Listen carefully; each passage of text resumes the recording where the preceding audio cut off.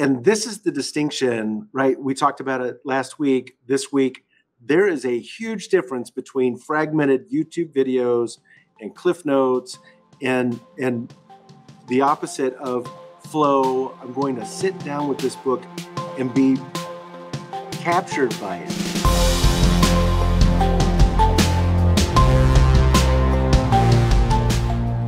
Good afternoon, everybody. Hi, Rachel.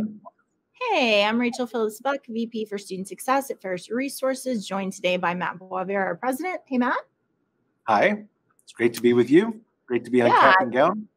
You've joined us for Cap and Gown, streaming live on LinkedIn. So happy for so many of you to join us that way. I know some of you listen to us as a podcast, so thank you for that. I feel like are having a good year. We made it through February. Hallelujah. Wow. So it was the first piece.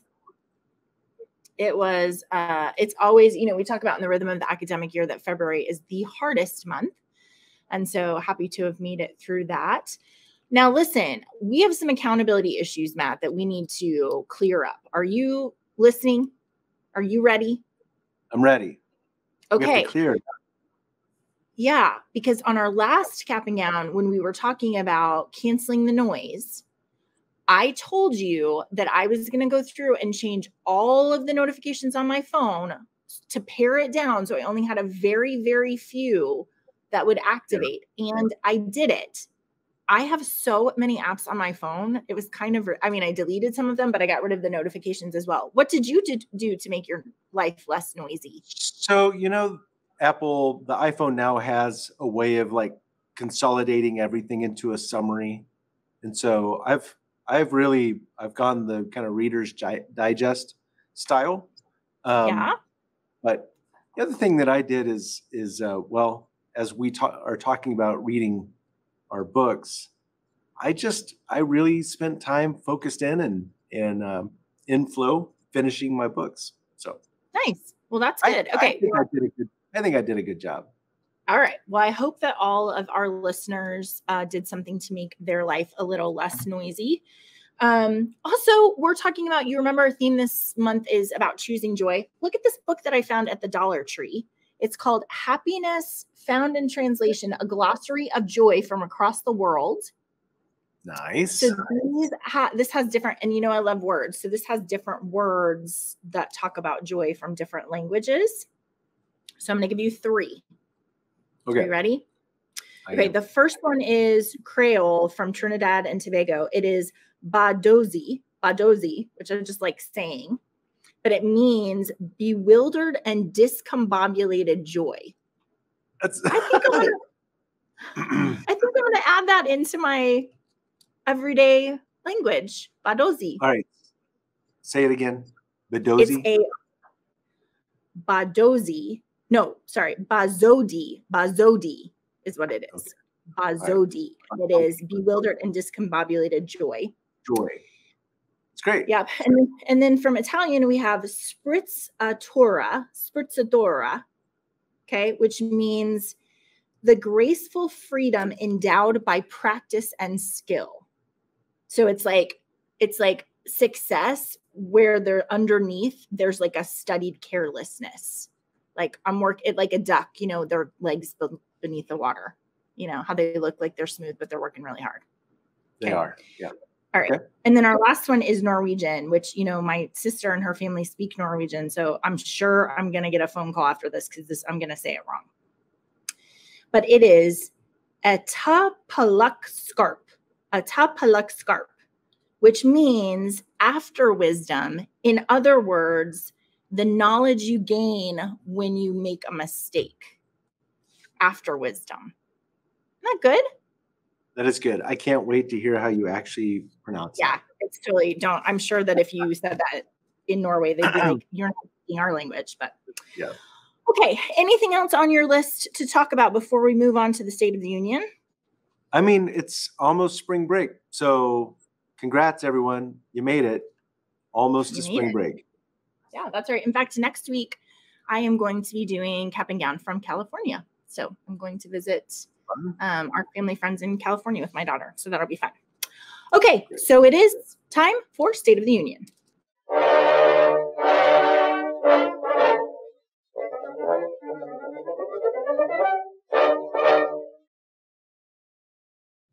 if you only join us by podcast, you get the sound effect there, but you really should join us live so you can see the graphics that Trey has worked so hard to build. They're pretty awesome.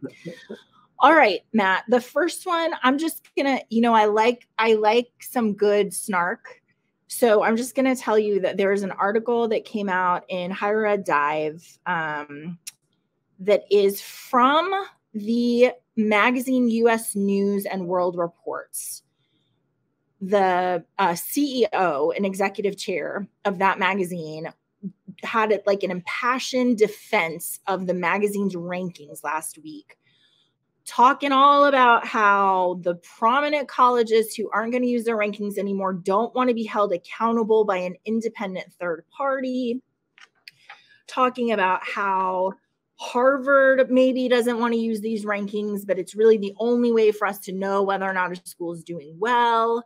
And he is in the same boat as the author I told you about last week, who was defending the ACT and SAT, right? So both News World Rankings and the ACT and ACT are having to go a little bit on the offensive, like, hey, it's a good idea. It's super helpful. It's big business. It's a very important addition for them to produce that. Yeah. And I will remind you, though, that it usually actually benefits smaller schools, right? Harvard doesn't need this ranking for everybody to know that's a good school. Actually, it is smaller schools who benefit for this ranking because you may have never heard of them, but then they're promoting these schools up the chain to say, hey, you've never heard of whatever, but it's a great school. What's really interesting, though, is that there's so many lawsuits in the last couple of years of that data being manipulated because it's coming straight from the students. So things like throwing extra money at students to come back and there's just a lot of ways for you to manipulate your rankings. So it's a complicated issue, but he is pretty snarky in this. Like, I don't know what's wrong with you people. You for sure should keep using us. Okay, the next article, which is in some ways a little bit lagging, or maybe a lot lagging, but I think there's some relevance to our conversations around inequity. This is coming out of theconversation.com. It's called 3 Things the Pandemic Taught Us About Inequity in College and Why They Matter Today. So this is basically a retrospective of what happened to students in the pandemic.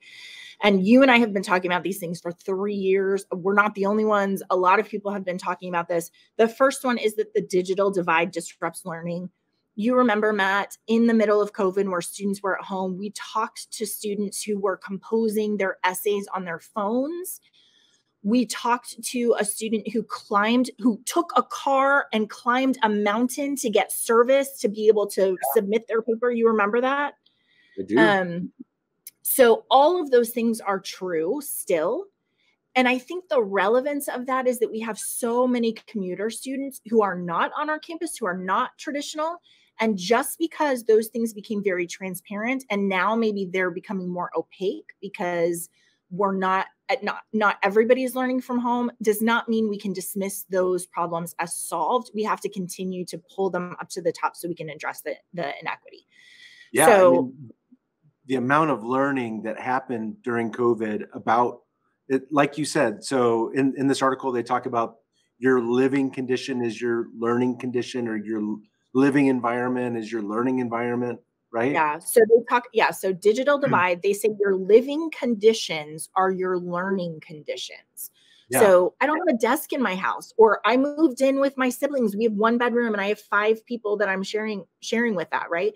That remains true for many of our students. We can't just pretend like, okay, we fixed that problem or it's not in front of us anymore, right? I hope we right in the center, as we've talked with schools about what's your plan for your commuter population to have a place to go when they're on campus so they don't have to keep leaving, go back to their apartment to finish a project or a paper. But you actually have spaces and you've planned for that commuter population. So that's a really important article. And then the last one in the article is that many students are family caregivers as well, which remains true, right? That you have older siblings taking care of younger siblings, you have parents who have jobs. And so if you are a commuter and you're working from home, you're doing the dishes and you're watching the kids and you're doing all of that kind of stuff. And so just making sure that we don't forget those are still issues that we have to solve.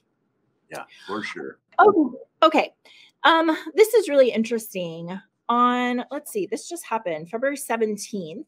There was a court decision that came down on the issue of Title IX and esports. Okay. So basically, the U.S. District Judge, Carlos Mendoza, said that esports do not count as athletics, like in the athletic equation, for figuring out whether or not a school is in compliance with Title IX. Yeah. So Equal. This came specifically out of what is it? FIT. What's the name of the school? You said it earlier. What is it? Florida Institute of Technology. Yeah, where they had a lawsuit, and that school included esports in their equation to say that they were compliant. First of all, esports is relatively new. Like when you put it in the timeline of all of academia, right? Like esports is pretty new. Starting to grow. It is a $1.2 billion plus industry globally. So it's going to continue to grow. This judge said, he's like, I don't find this issue to be at all confusing. It's very clear cut. Basically, esports, quote, do not require any athletic ability. And so they don't bear any resemblance to actual sports. And so you cannot include them in your Title IX equation. The college argued that's not fair because the participants have to try out for teams and they have similar support services like athletes do. So, of course, this probably will be revisited, and there's going to be a lot of other cases on this. But I think it's a pretty interesting. I mean, it's going to continue to grow, right? If you were to get started a debate, I think it's a really important question. What is a sport? How would you define a sport? You know, yeah, so for sure. Is playing cards a sport? Is bowling? Yeah, I don't know, Matt, because it's really interesting that he said athletic, right? So he actually is not defining sport. He's defining athletics, which is different, right? I mean, we need to look up. Trey, in the background, will you chat me the definition of athletics? Because I'm pretty sure that comes from some Latin words that's going to help us figure this out, right? I just need a Google definition of athletics. Yeah.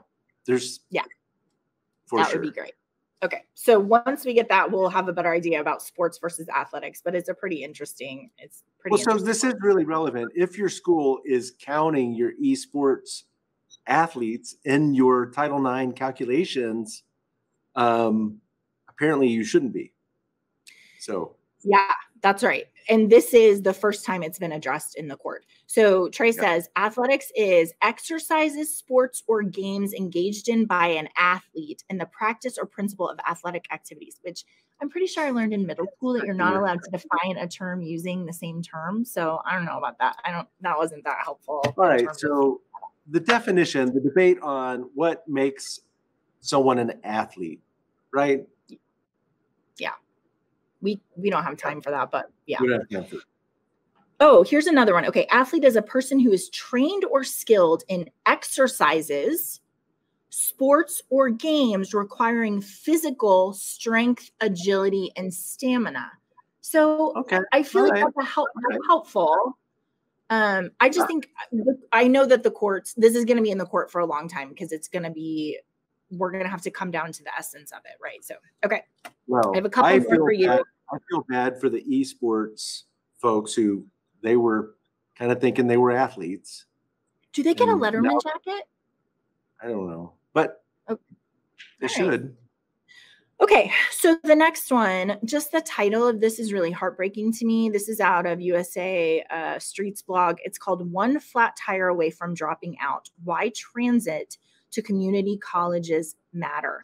So this is coming out of a civic mapping initiative that says a full 43% of community and technical colleges have 0 transit stops within a half mile of their campus, which is generally considered to be the threshold for walkability.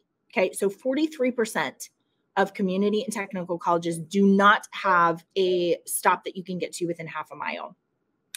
Georgia, for example, 72% of schools aren't easily accessible by bus or train. And of those schools, 80% are a full 4.5 miles from the nearest station. Wow. So this article goes through a couple of different states, calls out Michigan, calls out Maine. Just the idea that you need to be paying attention, especially for community colleges, about how commuters are going to get to your campus, because oftentimes their family only has one car. The parents are taking that to work. If they have the luxury of taking the car, they are one flat tire away from having to drop out because they don't have the money to pay to get it fixed. So a lot of community colleges, I'm thinking about McLennan, right, who does, like, they rent bikes and they have a food pantry and they have social workers. The idea that you would have a grant specifically to fix flat tires for your students, if that's the barrier to them coming. But then also just being super intentional about engaging with your transit authorities.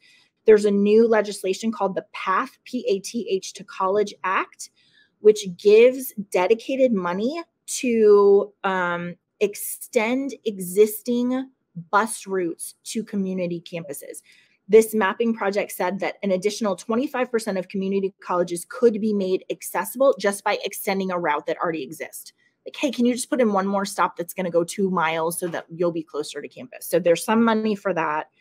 But this article is saying there has to be, for your campus, a direct relationship between the campus and the transit agency to negotiate better service, fare discounts, and changing the routes.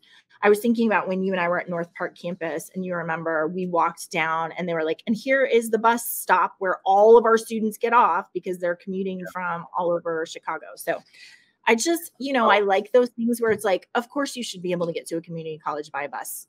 That seems very important, right? I mean, I thought, well, that's like embedded in the name, community college.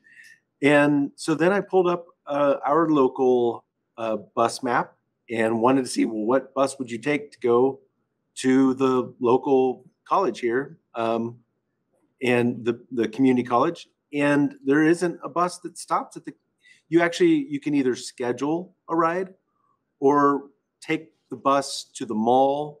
And apparently there's a van that you then get in that takes you can get in the van and it'll take you where you need to go. Hey, Matt, you know what? We have had 3 different interns who rode the bus to come to their internship at our office. Yeah. And they were so committed and such hard workers, right? To be like, I have this internship and I'm going to get on the bus and ride it 2 stops and then walk 3 blocks to get here. I mean, it shouldn't have to be difficult. And at the same time, the commitment that those students are showing in order to navigate that process, I think is really, really remarkable. So, yeah. Pretty interesting. So that's so important. If I were president of a university, I would check. I mean, you should try and ride the bus to get to your school. Just see what that experience 100%. Is like. How often are they delayed, or that something could go wrong there? Just to have that insight. And certainly if the bus is not dropping off at your campus, exactly what you said, use this path to get that going. Yeah. Okay. This next one, I am debating how deeply I want to dive into it because I think it's a whole cap and gown on advising. Like, we need to have experts on, but I'm just going to say Inside Higher Ed, as they do often, did another student voice survey with 3,000 undergraduate students specifically around advising. I find this, okay, I'm just going to give you a caveat about this because surely this cannot be true. That's how I feel about it. Surely that's how I feel about it. Be true. Okay. Right. But there's a perception in these numbers. For sure. 55% of respondents said they have gotten advising that is seen as fundamental to their academic journey. So 55% of the 3,000 students said they had received advising that we would consider to be fundamental to the academic journey. So the people who did the survey were like, hold on a second, something is wrong. Surely that can't be true. Perhaps undergraduates and upperclassmen are skewing this. So they dug more into the details of it. And actually, the statistic, when you take out those elements, when you only look at students who intend to graduate this year, of that population, only 57% of students said they got guidance on required courses and course sequences needed for graduation by the advising process. So 43% said they did not. Right.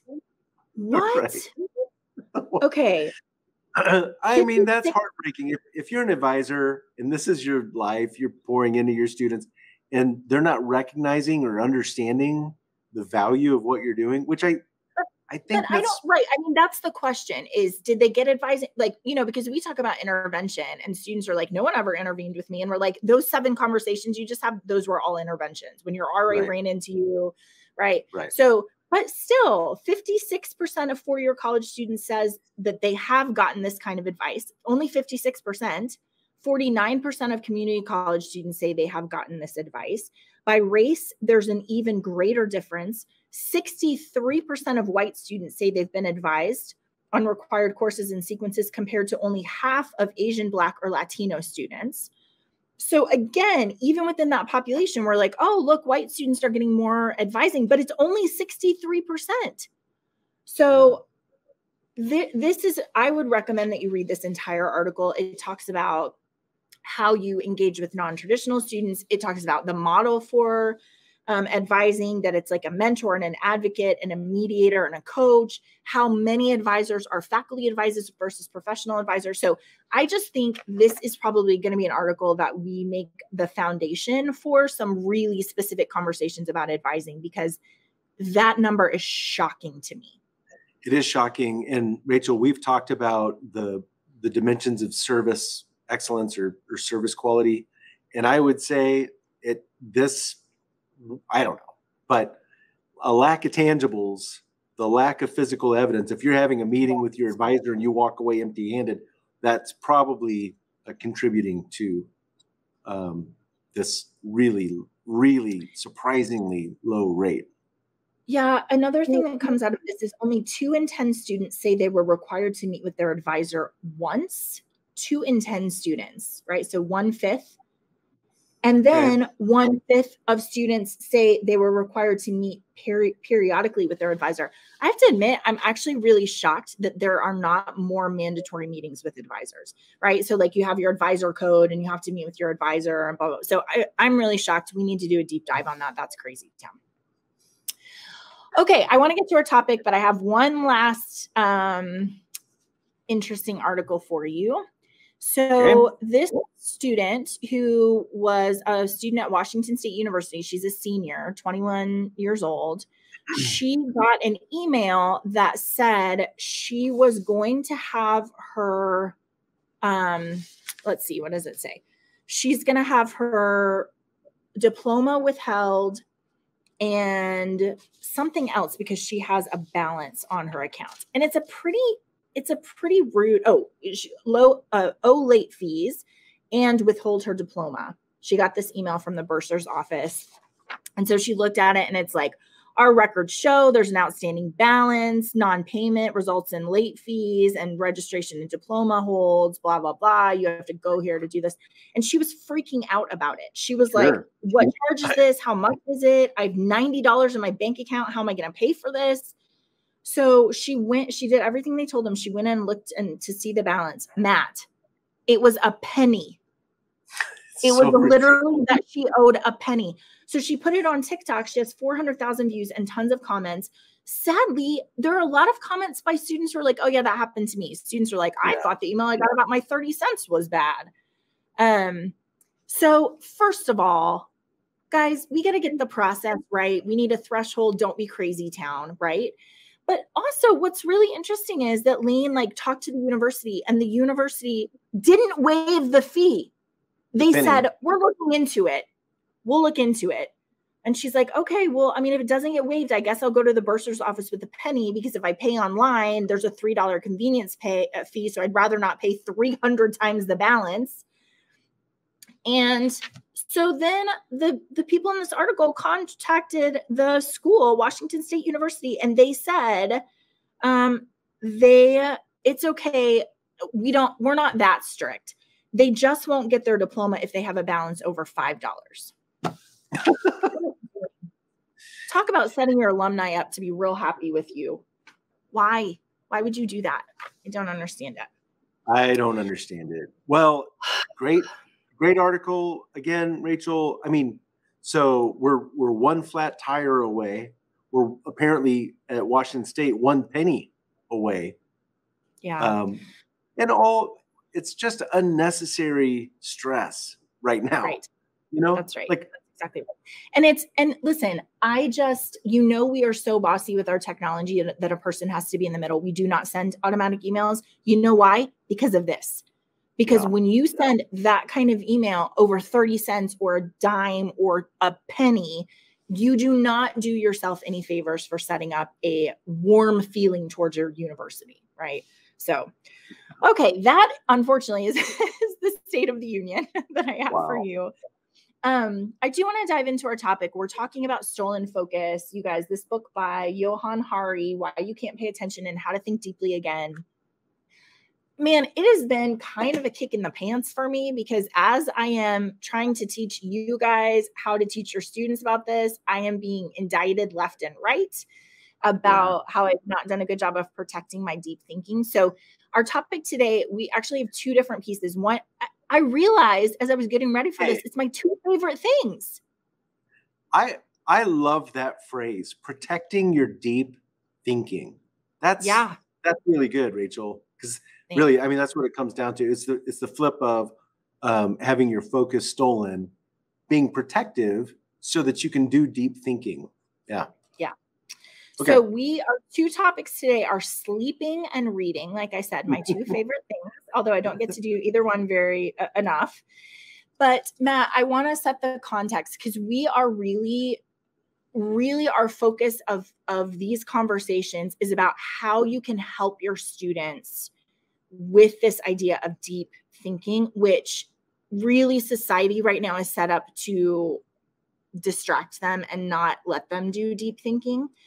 Right. So I want to set up the framework of this conversation is a little bit different than conversations we've had before. And that is, I want to teach our listeners how to make a case for sleeping and reading as important things that our students should invest in. And so I would just say at the beginning of this conversation, when I'm thinking about student success and all the stuff you put in your first year experience, if you're not having real conversations about the impact of lack of sleep on your students and the lack of deep, long form reading, then you're not doing a good job of protecting that deep thinking piece. Okay. That's good. So the first one is sleep. This is really interesting because it's coming out more and more. You remember a couple of weeks ago, we did an article on sleep debt that talked about how sleep deprives students of GPA points. So the less sleep you've had, the worse you do on your GPA. And we talked about then how saying to students, so before all this sleep stuff came out, we would say, we talked to a really big school that spent a lot of money and a lot of research trying to figure out what are the things that make students successful. And what they found out was what my dad told me when I was a freshman is if you go to class, you will pass, right? Well, I think in partnership with that, all of the sleep study stuff is if you go to class and you get a good night's sleep, you will be more successful on campus. So I think we need to make a case for that for our students so that they can not just feel like we're nagging them, but there's scientific evidence that says these things are true, right? So, and also not only is this important for us to tell our students, but you have to model it because, I mean, I think we're all exhausted and it's just hard as you make this case for students.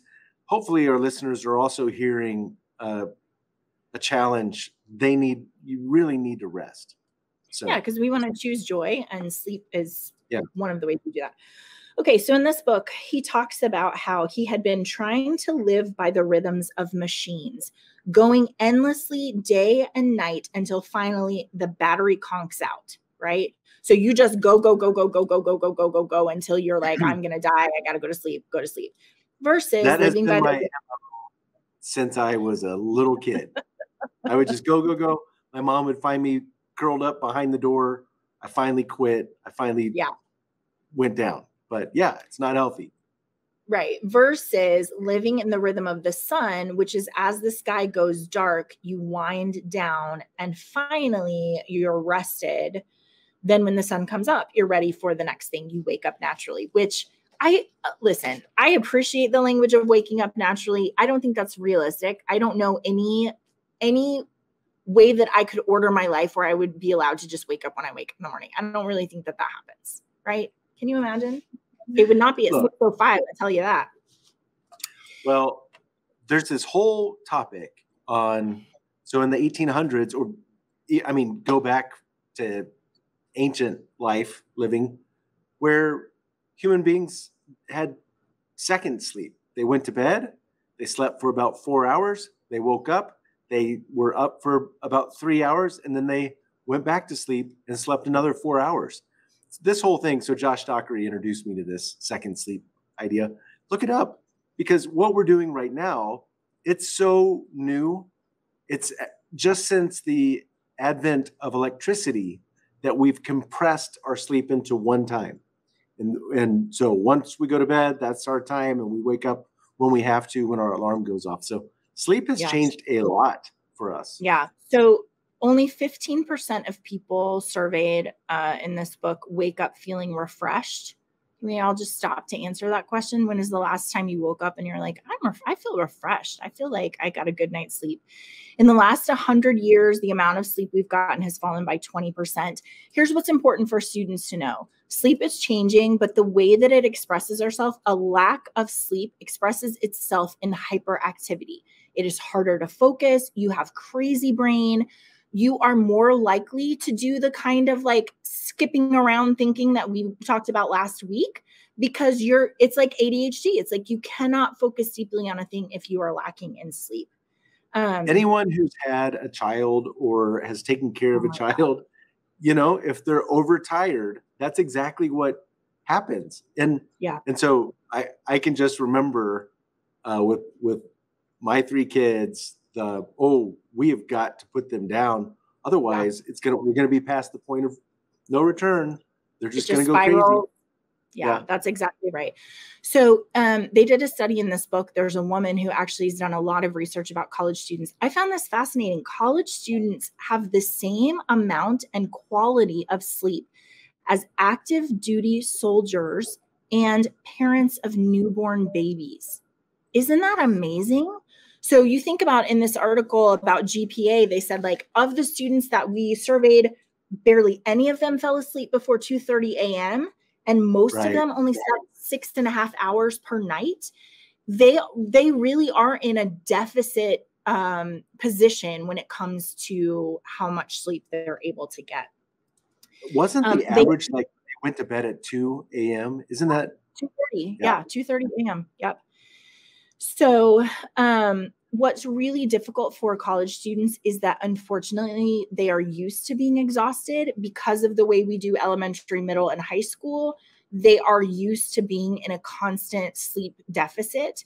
And so even asking them to imagine a time where they were well rested is very, very difficult for them because they have just constantly not been taking care of their sleep, right?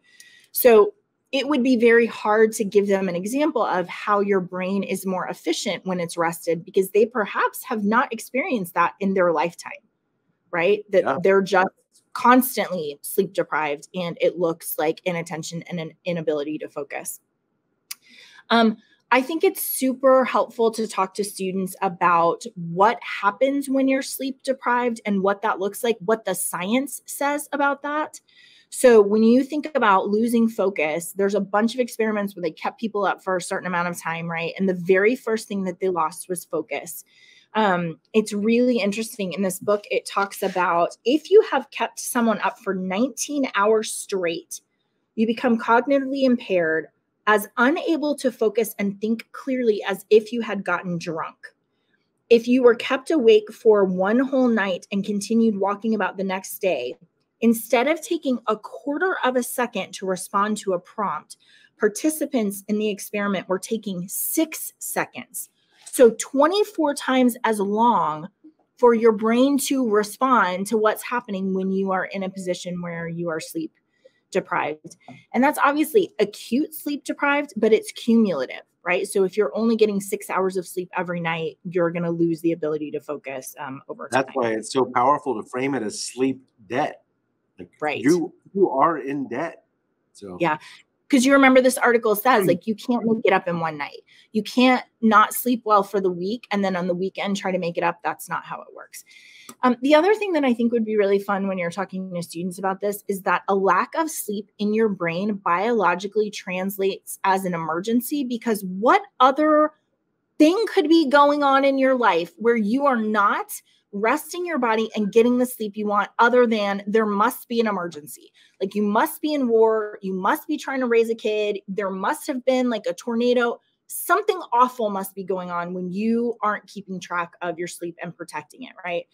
So when you're sleep deprived, your body is like, oh my gosh, we're in an emergency, raise their blood pressure, make them eager for fast food and sugar, because we need really fast calories to be able to burn, because we're obviously in the middle of an emergency. You have a higher heart rate, and your brain says all of that stuff about focus, memory, and deep thinking, forget all of that. Don't resource that anymore. We're in an emergency. We're not sending blood there. We're not going to forget it, right?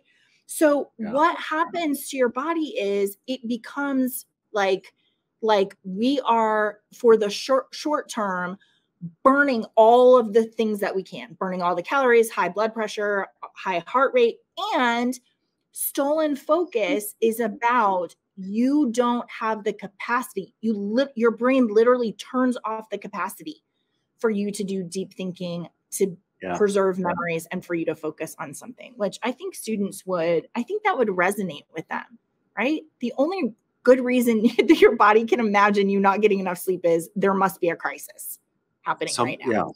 Yeah. Go ahead. No, I hope it resonates with them, because so it's like you said, I mean, they've been raised into this pattern. And so trying to break that, I was just trying to think of, like, how do you give the gift of rest to your students? How do you encourage them to take that gift? That's a real challenge, but that experience can change their life. Yeah, for sure. Okay, so I'm going to wrap this up because I want to make sure that we have enough time for reading.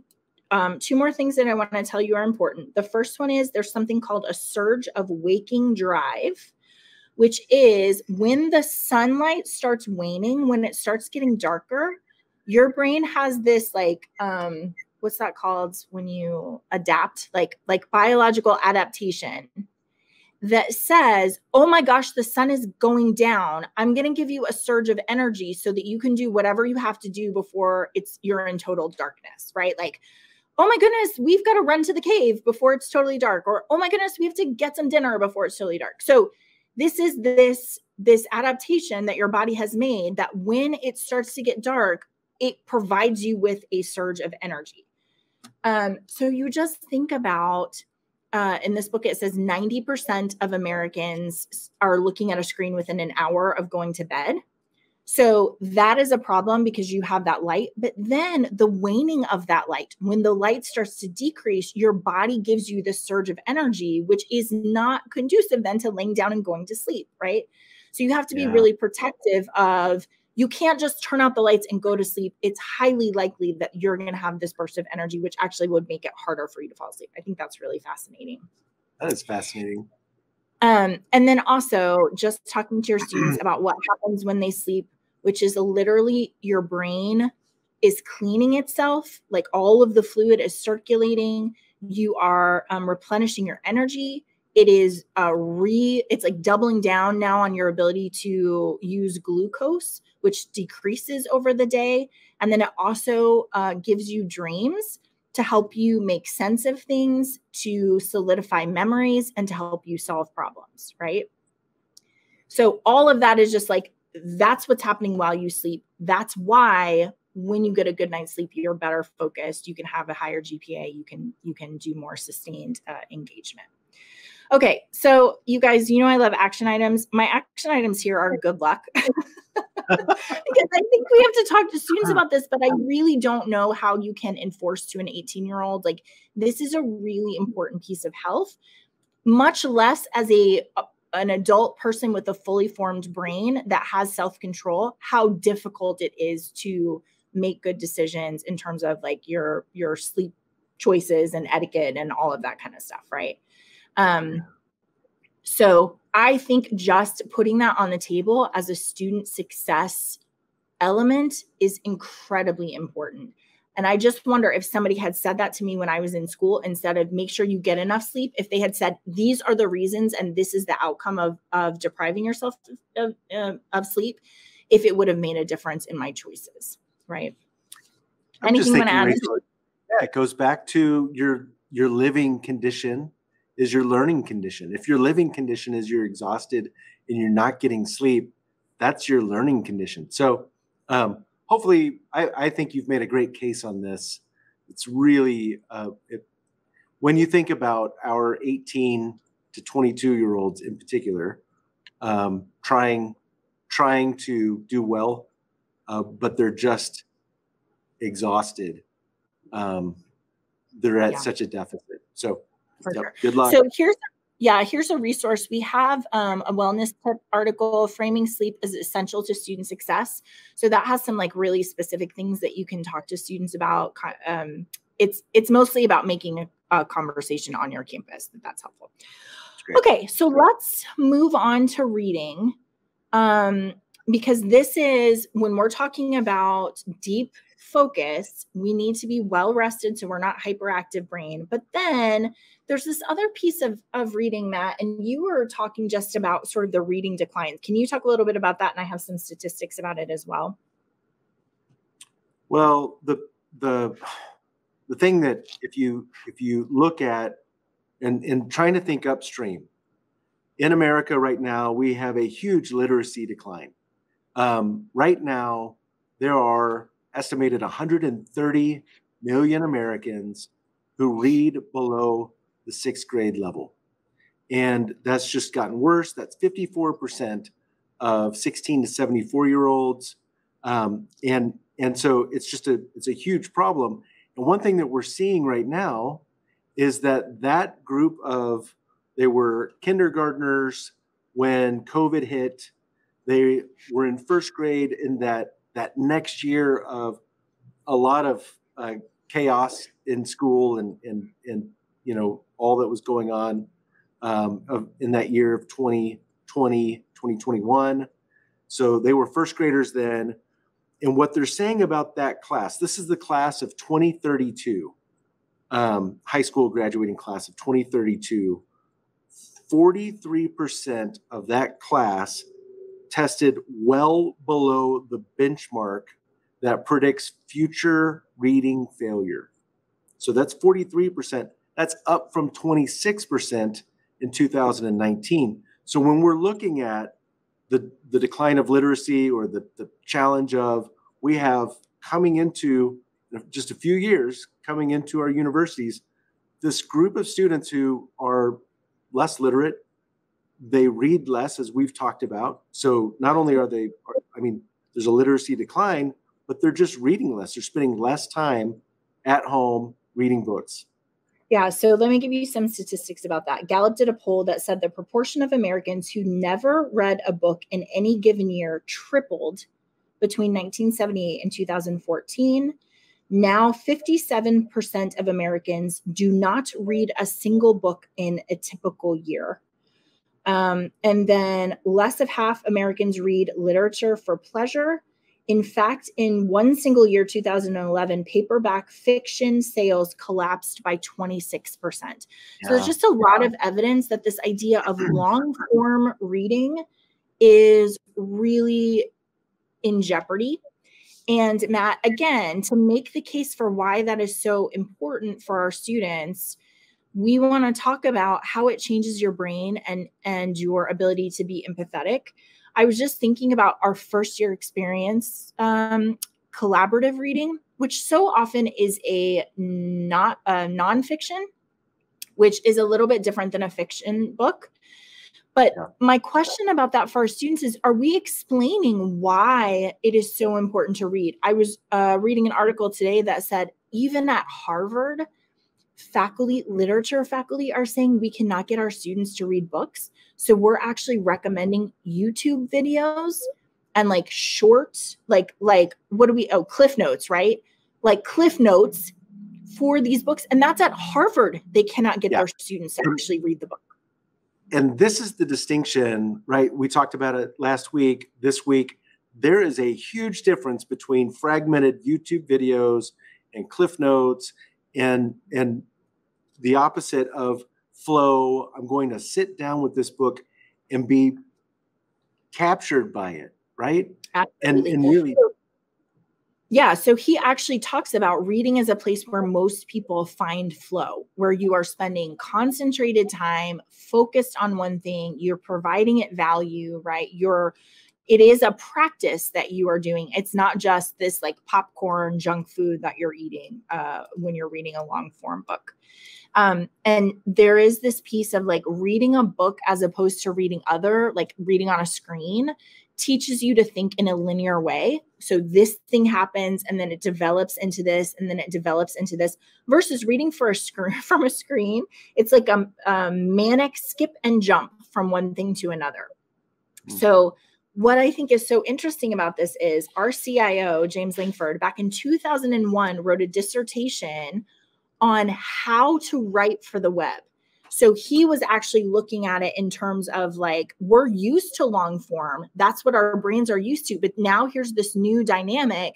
How can we write for the web in a way that keeps students' engagement? So 2 things I want to tell you from his dissertation. The first one, just to give you context of when he wrote this, he said, presenting information in an efficient way, this is in 2001, in an efficient way that meets the needs of users will be increasingly important considering the explosive growth of the web, estimated to be as high as 513 million users. In 2023, there are 4.76 billion users of the web. Okay, right. So that's the context of how do we write on a web page.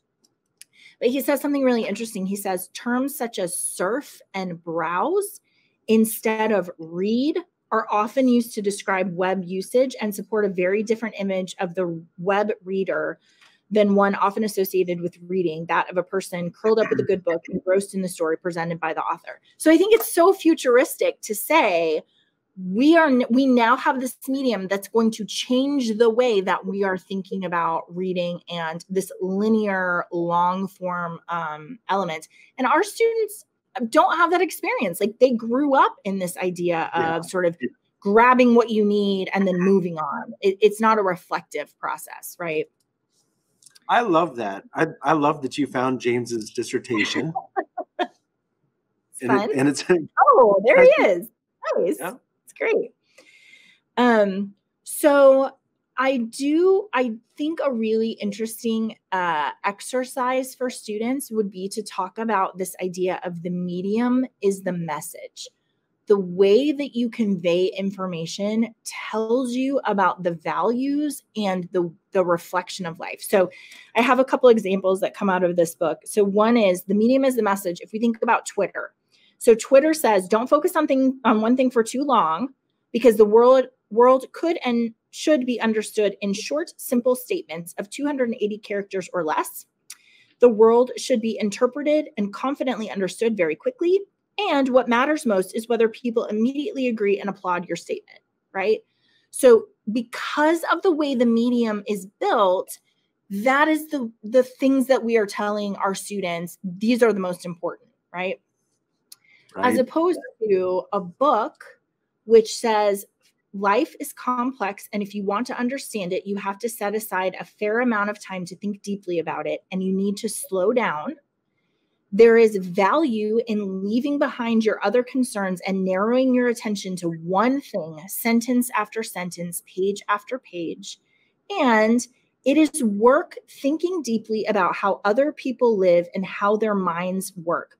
They have complex inner lives just like you do, which I love. Like, here's 2 ways that we're communicating information. And just by virtue of the way that we're delivering it, you know something about the value. So thinking about doing that for students, where you say, Facebook, what does Facebook say the values are? Instagram, what does Instagram say? Twitter, Snapchat, TikTok, what are all of these things and how do they communicate value? Matt, I had an app that I really loved that was called Minutia, which was once a day, it would go off. It would be like, oh, it's time, Rachel. And you had 30 seconds to take a picture. And then it would be stored and you could only look at those pictures when it went off the next day. So you could you would take your picture and you could scroll through. And I was just thinking about the medium of that, which is I had so many pictures of random events in my day that when I looked back, I would be like, my days are lovely, right? Yeah. Here I am walking down the street in a city, or here I am doing a podcast, or here I am talking to a client. There's so many places that are really lovely. And that's an example of the medium drawing your attention to a value, right? That's really powerful. Yeah. Can you talk to us about the theory of mind that comes from long form reading? Well, okay. I don't know that I can unpack it completely, but here's the path I want to take. And I feel very convicted about getting back into reading books, and specifically fiction. So I have a ton of nonfiction books that I've read or that I've got stacked up that I've started, but to take time to dive into a fictional story and connecting with these fictional characters, sometimes in the fictional place. I told you I just finished Watership Down, which is about rabbits and a rabbit's perspective in this world. It was a great book. It's a great book. But as I'm reading that, I am connecting with these rabbits and these characters. Well, what they have found, research has shown that by reading fiction, it increases your empathy. And part of it is this theory of mind of, as you're in a book and you're connecting with characters and you're seeing how they wrestle with challenges, you start to have this greater understanding of other people, and that other people have their beliefs and the ways that they look at things, the ways that they react to things and feel about things. And you start to have that understanding or that empathy for, oh, other people handle these things maybe differently than I do, that other people have challenges that I've never even considered. But as I'm reading through this book, and that was the beauty when I think back to fifth grade and the books that I read in fifth grade, like it opened up a whole world of experiences, ways of interpreting people and environments or challenges that we're facing them. So this idea of theory of the mind. So I love the reiteration that people have complex inner minds just like you do. Yeah. And how would you know? How would you know that except that you are paying close attention to their journey and their reflections and their feelings and their memories and their path and all of those different elements? And I think for our students, sometimes the fact that we talked about broadcasting and not receiving. The fact that we think we can broadcast in 280 characters a complex issue or a reflection of our point of view or our perspective, I think then it makes us less empathetic, because it's like, if I tell you I can explain to you how I am in 280 characters, and you look at it and you're like, it's what you just gave me is flat and stupid and without complexity, then we both are at fault, right? Because I've chosen to broadcast something that way, and you've chosen to say 280 characters, that's a stupid idea. And so the idea that then we would say, no, actually, if you really want to understand my perspective on that, then let me tell you where I come from and how I got here and what the obstacles were and the people I loved that faced hard things and the ways we overcame them, and how now I have this opinion or this experience or whatever. And then you're like, oh, thank you. That is way more complex than 280 characters, right? So when you're looking at some of the challenges facing our culture right now, and I'm worn out with people who got mad at the McDonald's because they got the order wrong. And next thing you know, people are throwing food and milkshakes, and there's just just a lot of crazy. And so Sarah Conrath, she was writing, she did a study and found that empathy among college students declined between the 1970s and the 2000s. And what she found was that the average level of empathic concern or sympathy for the misfortunes of others declined by 48% in that period of time. Okay. So the other was perspective taking, or the ability to imagine others' points of view, also declined by 34%. And so if we're looking at, we want a culture and society and our students in our community to have perspective taking, empathy toward others. We want that. Well, that's where reading can help foster that. And specifically, as the research has shown, reading fiction kind of wires your brain in a different way. It wires it in several different ways. One is as you're reading it, the way that you're processing, but then the memories that you're making from that book, when you face a situation or you see something where you're going back to that part of your brain that has empathy and can recall this memory from this fictional story that you read. It's really fascinating. So yeah, I think about, a couple of things there, that balance between your outward focus and your inward focus, right? Perceiving what is happening to this character in the book and then bouncing that off what you know to be true about you and saying that is like me, that's not like me, that helps me understand that. It's just a constant perspective change when you're reading. But also, Matt, I'm thinking about how often these days we are hearing about students who don't know how to be in community. They don't know how to have good conflict with each other. They really have difficulty meeting in the middle. It's like what I believe and what you believe. And if those two things are not congruent, then I can't have anything to do with you. And so I talked about James Langford, but Peggy Langford, his wife, was a librarian, and she taught me when I was in school about bibliotherapy. And I did this with my daughter. Like, what is the hard thing you're going through? Then we're going to read this book that's going to talk about how you get along with people who think differently than you, or how neighbors treat each other, even when you don't like each other, right? That idea that you are using books for your students with the metacognition tied to it that says, this is going to help you understand your community and the people that you're connected to in a better way. It literally will rewire your brain so that you can appreciate, in counseling, we say everything makes sense in context, which is the posture that if you can let me into your complex inner life, I can understand why you're doing what you're doing. Even if when I look at you and I'm like, you're crazy, why would you do that, right? If you will give me the right context, if I have the space and the time and the patience and the focus to listen to your context, what you are doing will make sense to me. And I think that's a thing that our students are lacking and need to learn in order to be successful. Okay. Anything else you want to add to the importance of deep, long form reading, specifically fiction? Well, I think one of the things that we're concerned about is I went through and just started reading what schools picked for their common reading for this year. And so many schools, it was listed as suspended, that they haven't started this back up since COVID.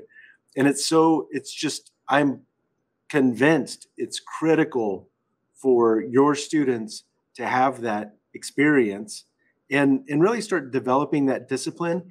And I think the two topics go hand in hand, right?